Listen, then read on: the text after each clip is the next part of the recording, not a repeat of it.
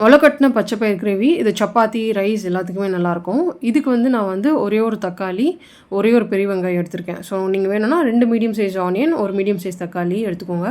இது எல்லாத்தையும் மிக்ஸி ஜாரில் மாற்றி இதில் வந்து கொஞ்சம் இஞ்சி பூண்டு பேஸ்ட் இது வந்து மொத்தமாக சேர்த்து அரைச்சிக்கிட்டேன். ஸோ இந்த கிரேவிக்கு வந்து ஒரு கடாயில் நான் எண்ணெய் ஊற்றிட்டு கொஞ்சோண்டு வந்து சீரகம் சேர்த்துருக்கேன். நீங்கள் சோம்பு கூட சேர்த்துக்கலாம். அரைச்சி வச்ச பேஸ்ட்டை சேர்த்துட்டு நல்லா மூடி போட்டு இது குக் பண்ணணும். ஏன்னா தக்காளி நல்லா குக் ஆகிட்டதுக்கப்புறமா இதில் மசாலா ஆட் பண்ணிக்கலாம். கொஞ்சோண்டு மஞ்சத்தூள், அதுக்கப்புறம் குழம்புத்தூள் சேர்த்துருக்கேன். ஸோ இது எல்லாத்தையும் ஒரு வாட்டி நல்லா மிக்ஸ் பண்ணிவிட்டு மொளக்கட்டின பச்சை பயிர் சேர்த்துட்டு உப்பு, தண்ணி ஊற்ற வேண்டியதான். மொளக்கட்டின பச்சை பயிர்லேயே தண்ணி இருக்கும். ஸோ நீங்கள் தண்ணி அதிகமாக ஊற்றிட்டிங்கன்னா இன்னும் தண்ணியாகிடும். ஸோ தண்ணி கொஞ்சம் சேர்த்துட்டு இதுக்கு தேவையான உப்பு சேர்த்துட்டு மூடி போட்டு நான் குக் பண்ணியிருக்கேன்.